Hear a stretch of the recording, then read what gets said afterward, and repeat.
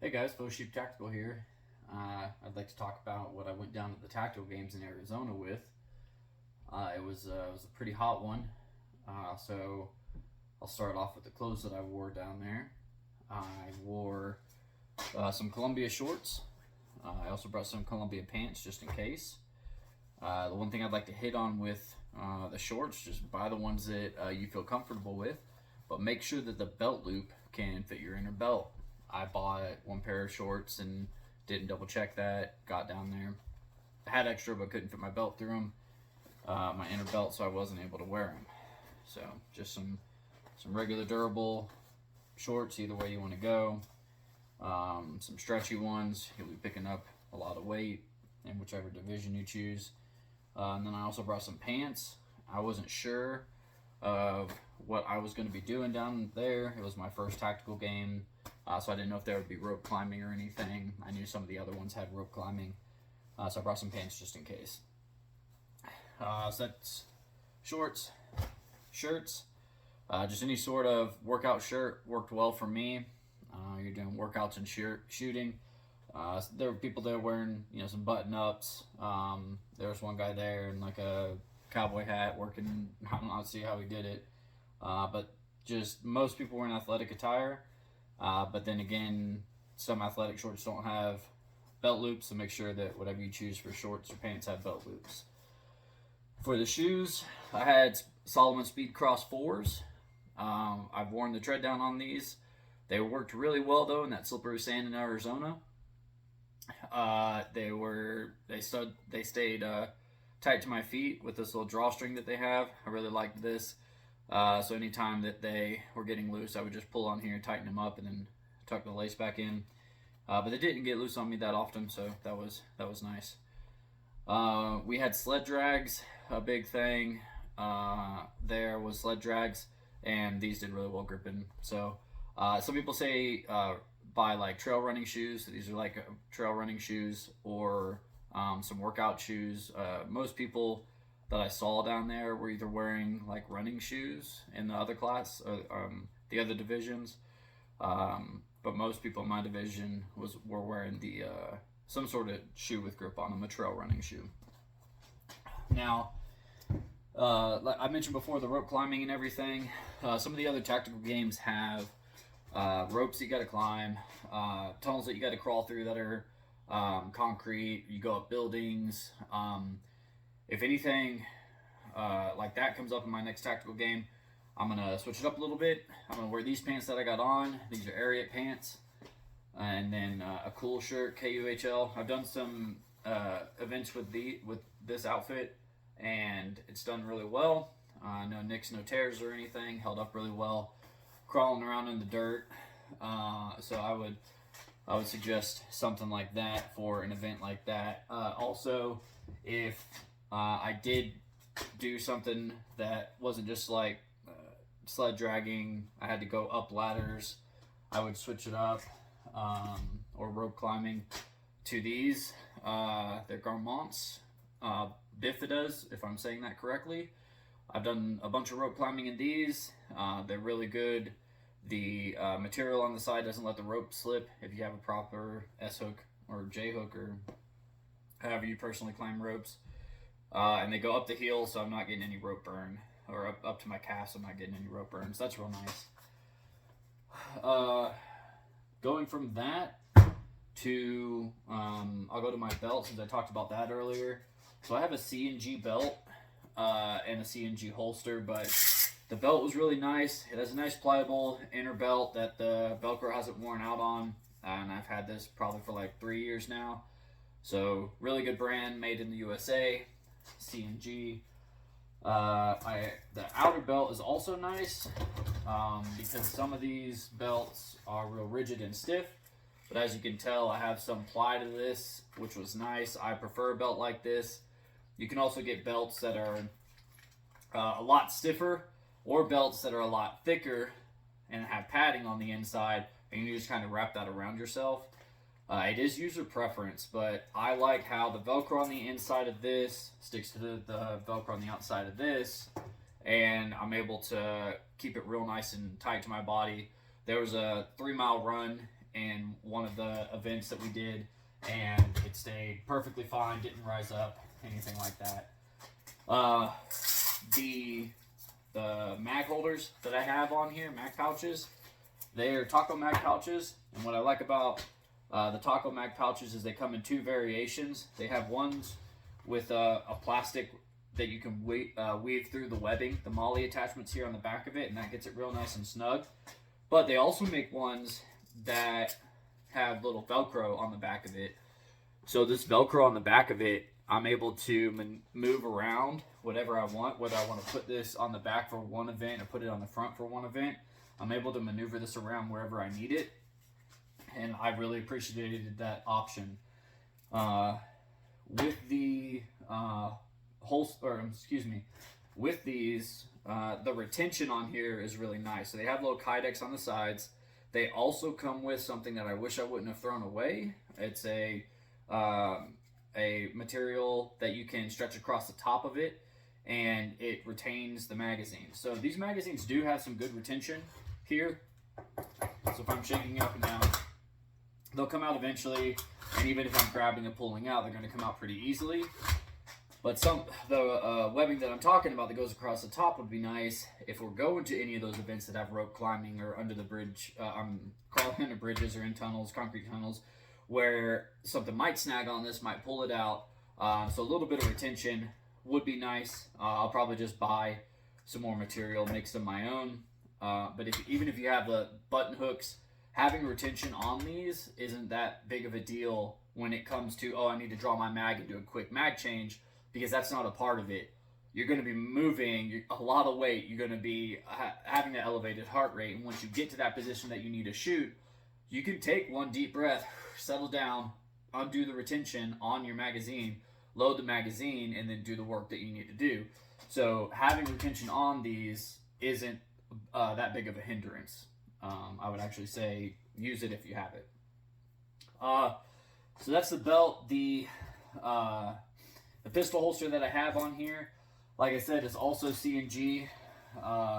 It's nice. It has an adjustable friction retention here. So this little knob right here, I'm able to adjust the retention of the pistol. So if I loosen it up, the pistol's going to come out with minimal effort. So that's nice.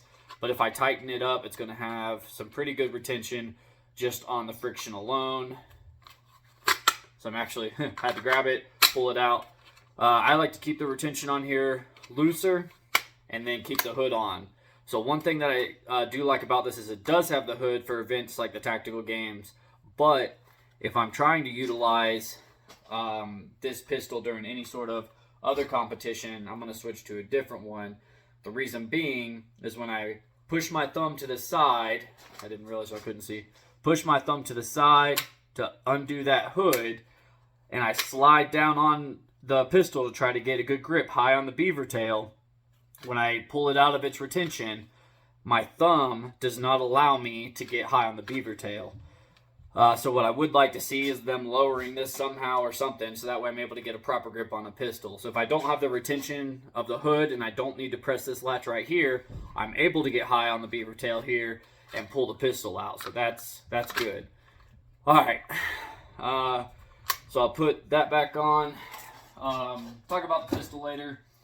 But we'll go from the belt that I had to the vest that I had. So I have a tactical tailor plate carrier. I really like it. I've had this one probably for like 5 years. A couple things I'd like to talk about is I have ballistic plates in here. So for males, you need to have 15 pounds. The ballistic plates did not weigh 15 pounds. So an easy fix to that for me was to take, the retention on these plates is really good, but go to Walmart and grab an ankle weight here that weighed 1.5 pounds. All right, so I grabbed a set of these, 1.5 and 1.5, so 3 pounds, put it in there, weighed like 16 pounds. It was a nice quick fix for it. I was able to do this because on Fridays, before the event starts on Saturday, you have a 30-minute weigh-in time. So with that 30-minute weigh-in time, you go, they tell you, hey, you're short, you're over, whatever. If you're over, it's no big deal. You just push the weight. But if you're short, run to Walmart real quick, pick something up. You could use washers, or you could use duck weights, little lead sinker weights, to add to your plate carrier to make that 15 pounds. And then they allow another portion for you to weigh in, or no, excuse me, another time for you to weigh in on Saturday, right before all the events start, and their big brief happens, their big safety brief happens, so you are able to get there early and weigh in again. If you weigh, I would suggest weighing in on Friday, just in case, hey, your weight scale was a little off from their weight scale. You go there, they sign off that you're 15 pounds, you're good to go. But again, if you're not, then you're able to go to Walmart Friday, show up on Saturday, be squared away. All right. So I'll just shove that back in there real quick. Another thing that I'd like to talk about on this vest, if you're looking to get a plate carrier, if you want some more reviews or anything, just ask. But something that I enjoy about this plate carrier is these pads right here. So these pads do two things. So they're nice and thick pads that allow the weight not to feel that hard against my chest and back. That's not that big of a deal. But what I do really appreciate is that spacing that it had in between those pads. So I'll bring it up to the camera again. So these raised areas here allow air to vent through whenever you're wearing a plate carrier. It cools you down a little bit.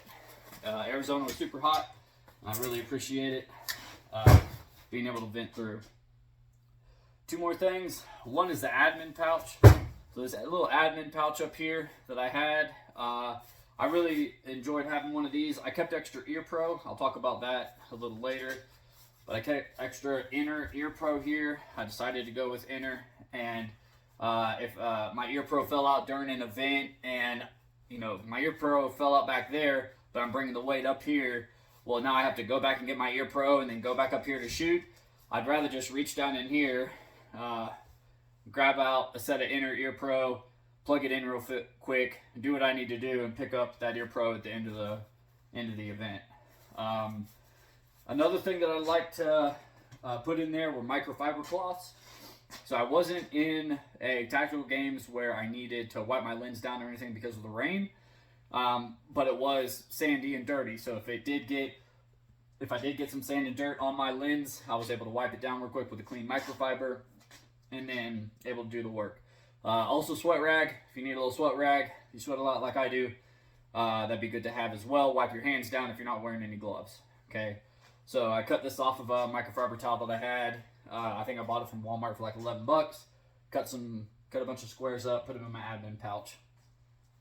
On the opposite side of the admin pouch, I put a piece of chalk, just in case my hands did get sweaty. Wipe them off real quick, put the chalk on there, ready to go. All right. Last thing I'd like to talk about the plate carrier are these shoulder pads that you see here. Some people don't like the shoulder pads. I personally do. It doesn't make my shoulders feel worn out at the end of the day. They're not too thick, just thick enough for me. So with that, the reason people take those off is they don't feel like they can get a good cheek to stock and put that stock high in that shoulder pocket whenever they're shooting. I was able to with these. These come up a little bit on the neck, so they did rub my neck a little bit. I'll go ahead and say that, but it wasn't that bad to where I'm cut up the next day or anything. It was a little red, little rubbed. Next day I was fine. All right. It also has Molly on it, so if you do want to add like a water source or anything to it, you can. I didn't need to have one, and it's got some Velcro if you have some sort of brand you're repping. You can throw it on the back there. All right. Optional stuff that I could have worn, basically just gloves.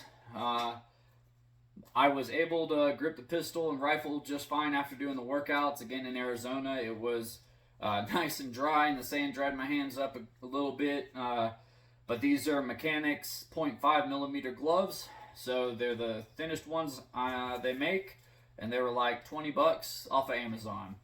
So not bad. They have a little D-ring sort of area on the top here, so you could clip them to your belt if you want.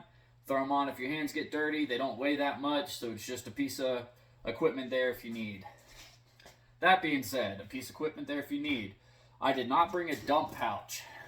So I didn't need a dump pouch in Arizona. Some of the stages are like, hey, you have to take everything with you. Can't leave anything on the stage. Anything left on the stage is a penalty or something.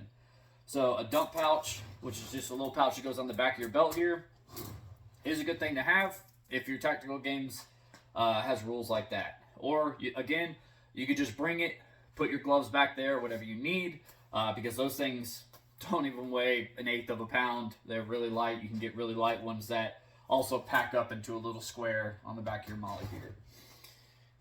Additional item as well that I didn't need to wear, headlamp. So some of the events, like the ones I was talking about, crawling through the tunnel, going up the stairs and everything, some have indoor shooting with limited visibility. So yeah, I would bring a headlamp to it. I have a Princeton Tech headlamp here, and what I like about this is if, let's say, you can only use red light. Well, it's got red light, and it's got a dim setting and a bright setting for red and white. So the red, you press and hold to get it to white, and then press it again and it brightens up. I like that option because I don't want to ruin my night vision while I'm in there, because you do have to scan for targets, try to find them in certain tactical games. Not the Arizona one, but certain tactical games. Alright. If that came to be as well, I would have a flashlight on my rifle, but I didn't need one in Arizona. One thing about at least the Arizona one was, if you weighed in or showed your rifle with an attachment on it, let's say a flashlight for this instance, and you were like, oh man, I don't need it, and took it off your weapon system, they actually sent out an email going from Saturday into Sunday stating that if anybody showed up with any extra attachments on their weapon system, that they need to put them back on or else they'll be kicked out of the match. So be wary of stuff like that. Sure, it adds a little bit of weight if you're looking to reduce that recoil a little bit, but you don't need it in Arizona, at least not the one that I did last year. Alright, so there's that. Stuff that I could have added to my plate carrier, you can have mag pouches that you can add to your plate carrier, but when you go weigh in, you need to make sure that everything's off your plate carrier, everything's out of your admin pouch. Those extra weights that you add onto there to make weight, you have to make sure that they stay on there secured in whatever fashion, because they do have it in their rule book that they can re-weigh you if they think that it's not meeting weight. Okay, so when you go to weigh in, take everything off of your plate carrier. Afterwards, you can put whatever you want on your plate carrier. I was able to fit 5 magazines of each caliber, each weapon system on my battle belt, so I didn't need anything extra on my kit. And I didn't think anything extra on my kit would help me any. So, alright, so there's that. The ear pro that I wore, you have to have ear and eye pro. So the ear pro that I wore were these 3M Peltors. These are really good ear pro. So they're inner ear pro. They come with a little lanyard retention here. They also come with different fittings for your ears, small, medium, large. And something about these is they have a packet of wind stoppers, if you could call them that. You place it on the outside if it's really windy. If you've ever worn any electronic ear pro, it elevate or exaggerates that wind. Well, putting those wind stoppers on there really helps with that. Now, this case has some other cool features. So you can open up this side pouch right here, and you can put 3 AA batteries in here, and you can charge your ear pro instead of using a USB port, which it also has. You press this button up here in the top right as you're looking at it, and it's going to give you these 2 lights. They're green. They're good to go.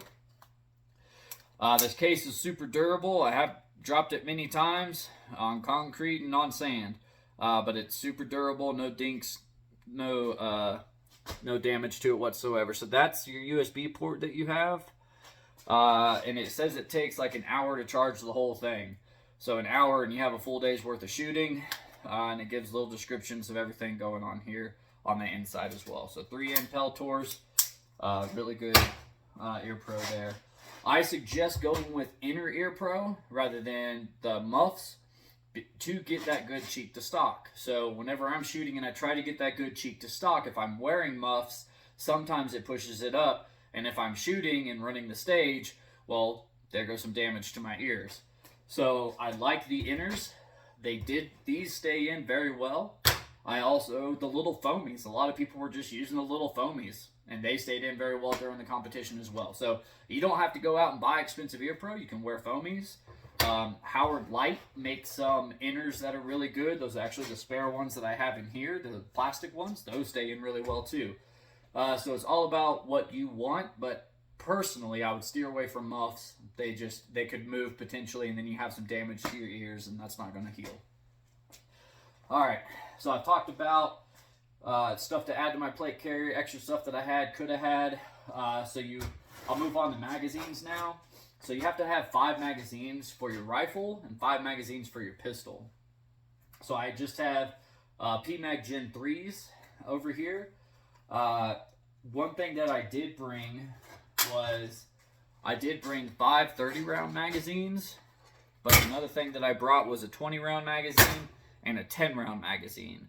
I only think in one stage my round count exceeded 10 rounds in one mag, but I brought these just in case I needed to get a lower center of gravity or lower to the ground when I'm shooting from my belly. My magazine would have hindered it in some way. Maybe they had something that I had to brace on where I couldn't get the right brace without one of these magazines. So I decided to bring a couple of these. I didn't use them. They didn't have those things, but I was playing better to be safe than sorry. Spent some extra money on these. Maybe I'm going to use them in a different tactical game. Who knows? But if you have some extra money, maybe think of spending it like that. All right. So for pistol magazines, I have just the standard Smith & Wesson pistol mags with a Terran Tactical bottom to them. You'll see on my pistol that I have a Terran Tactical Flare mag weld as well. Excuse me. That's because with the flared mag well, it doesn't take standard magazines. You have to purchase the bottoms here, the extensions. So just as a heads up, didn't know that when I bought the flared mag well, so then I had to go ahead and go buy these as well. One thing about the extensions here, what I like about them is not needing to add those extra rounds for the tactical games, but the extra weight that it allows to come out. So Arizona's is sandy. It was dirty, dust getting everywhere when you're running, moving around. And if there's any dirt or grime that got into your pistol while you were lifting during one stage, and you're not going to clean it in between the stage. I'm sorry, you're not going to clean it during the stage. This little extra weight helps. For me, helps let it extract easier. So that's just something that I figured out. I was also contemplating on putting those duck weights, those little lead weights, cutting a little piece and putting it at the bottom here, adding that little extra weight to allow it to drop faster. Haven't done that, but that's what I'm thinking. Maybe for next time, if I go to Arizona again. All right, so now I'll move on to my pistol. I didn't have this red dot on at the time. The division that I was in, which was the elite division, doesn't allow red dots, so you have to shoot iron sights. But you can have a porta barrel fluted slide. So I got a Smith & Wesson M&P Performance Center 9mm. Again, porta barrel fluted slide. This weapon system I've shot a long time now. I shoot USPSA with it. Not outstanding in that, but it did very well in the tactical games. I would suggest making sure if you want to stipple your grip or anything, make sure that it's nice and dense. Again, getting sweaty, needing that good grip on the pistol. Maybe add that additional stippling along the side. Again, the flared mag well is here at the bottom. That's what I was talking about with these magazines. So the flared mag well is down here, and then the magazines needed this extension to fully seat into the weapon system. Okay, so there we go. For my rifle, I bought this Grey Ghost precision rifle a long time ago. This is Tactical Tailor's weapon manufacturing company. So it's Grey Ghost Precision. Love this gun. I've shot a lot with this gun. One thing before I get into anything else, because I don't want to forget it, is your muzzle brake. So your muzzle brake can't be a brake off to the side. There's only a few ones that they allow. If you do get a Surefire, they say the Surefire bird cage. This is the one, and I'm just saying this because I didn't know. This is the one that allows suppressors on it, but it needs a special tool for it. On that note, you can shoot suppressors as well if you choose to, but some people feel like the suppressors might hit the back of their leg if you're wearing shorts and burn them a little bit. There was nobody out in Arizona that I saw running a suppressor, but you do want some sort of bird cage here. So they need a special tool to be put on. I had to file down just an adjustable wrench here to make it fit on the outside. A regular armorer's wrench will not work with these Surefires. Learned that out the hard way. So now that that's out of the way, so I don't forget, talking about the weapon system, I have a Romeo and Juliet combo here for an optic, so a red dot and then a magnifier.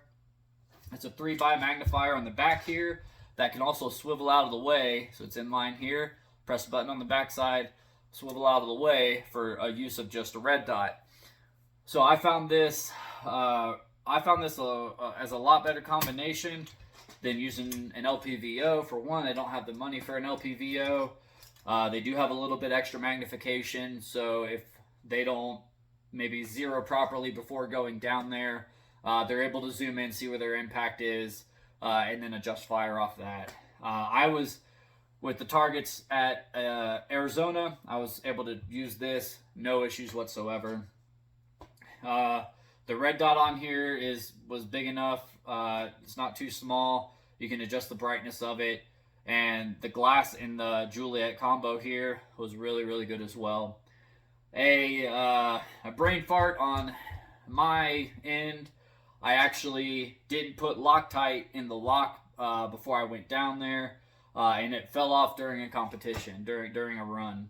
And you don't zero the magnification, you zero the red dot. So as long as you put the magnification back in the same spot, you'll still understand what your shift is with the magnification.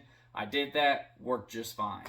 I'm saying that to stay humble. I feel like I shoot a lot and shouldn't have done that, but I did, and here we are. Another thing that you have to have on your weapon system is a sling. So this is a 2-point adjustable sling. It's a VTAC sling. And I would not go with anything other than an adjustable sling. You can pick whichever one you want. There's probably 30 different brands out there that make an adjustable sling. I like the Viking VTAC sling very much. I've had probably 3 or 4 of these. Not because they break or anything, but because I take them off and misplace them in the house or something, and I gotta buy another one. The one thing why I say a 2-point adjustable sling is because you'll get into your sling here, and what you can do is with this little strap right here is you can adjust it. So it's tight to my body. I want to pull this, it loosens up. If I need to make it tighter, all I do is grab up here, pull it down. Now it's really tight to my body here. All right, so really tight to the body. If I want to loosen it up, there's this little drawstring right here. I just pull it out and it loosens up from my body, and then I'm able to get that good shoulder pocket. And then if I need to do work or whatever it is, tighten it up to my body, carry something, I'm able to carry it. It doesn't bounce around a lot whenever I'm running. You need an adjustable sling. You need an adjustable sling, whatever brand you want to choose. Viking VTAC's a little thin. I personally don't mind it. If there was an instance where I needed to shoot long range, I could wrap my arm around it pretty easily and get that extra stability. But you do need to have a sling. I'll just hit that again. All right. Last thing I think, unless I forget anything else, is going to be the foregrip here. All right. So I have a Magpul little stubby foregrip here, about 4 inches, 3 inches, whatever. I would suggest something like this. So my thought behind, there's a bunch of different options out there. There's the slants, there's like a potato one, there's a little nub that's like a 1/4 inch, maybe an inch long. I would think about the tactical games that you're going to shoot at, maybe watch some videos on YouTube and see what they have to brace against, because not only does this help in bringing the weapon system back into your shoulder, your firing shoulder, but it also can help you brace against objects. So if I'm loading up on a railing per se, well, the little nubby might slide around on the railing, whatever it might be. Some use metal X's that you have to brace on. So there's a lot of options out there do some research, see what you're going to shoot, and then buy accordingly. I like this. I have a slant. I chose this over the angled foregrip. So yeah, that's the Gray Ghost Precision, chambered in 5.56, and that's it. So I chose to, something that I like to wrap up with is I chose to shoot in the elite class. I placed 11th out of 26. This is my first tactical games.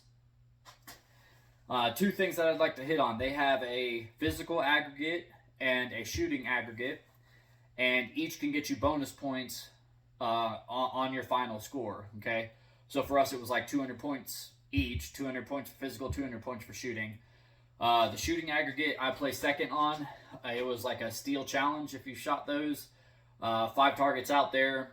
You have to run them clean with, or you have to run them with your rifle at roughly 25-30 meters, and then sprint down and then run them with your pistol with the red stop plate in the center, stopping your time. That was pretty easy, pretty self-explanatory. What I didn't prepare for, which I thought I was because I do work out a fair amount, is the sled drag that they had to do. So the physical is very physical. If you are in the elite class, it's going to be elite weight. They have people down there. For me, it was like Jacob Hepner. He's a ex-CrossFit athlete. He's, he runs the table on the weights. But he's a very humble, good guy. There's a few other guys down there that just demolished me on the weights. But something that I didn't take into account is that the actual shooting pays more than lifting all the weights. So there were some stages that I didn't even finish. I still placed 11th. Not great. I wanted to finish top 10, if not top 3. If I would have completed the 200-point aggregate on physical, I would have placed in the top 3. But it's just, you have to be well-rounded. I'm saying all that to say, choose your division properly. I'm not going to suggest anybody holding themselves back from any division that they want to push themselves to try. So try elite if you want to try elite, but just be prepared that there's going to be a 200-pound sandbag. There's going to be a 185-pound one-handed farmer's carry. There's going to be a 150-pound slog, which is a new thing that they introduced. So it's pretty rough, and I say that I don't want to suggest holding anybody back because I wouldn't have built a stage like this for me to train on my own. So I bought their workout app because in my mind I was thinking, if they're sponsoring this app, if they're saying, hey, this is the Tactical Games training app, then it has to prepare you for the Tactical Games, in which it did. I just didn't understand what class I was getting into. So again, Elite's pretty tough. They introduced a new one to where you can shoot red dots now. Just choose your class accordingly. And there's nothing wrong with doing one at a lower class one time and just getting your feet wet. All right, nothing wrong with that. So again, this is Faux.sheep.tactical. Check me out on Instagram. Check me out on YouTube. If you have any questions, please leave them in the comments. Anything that I missed, anything that you'd like to go over, I'll try to hit you back up as soon as I can. And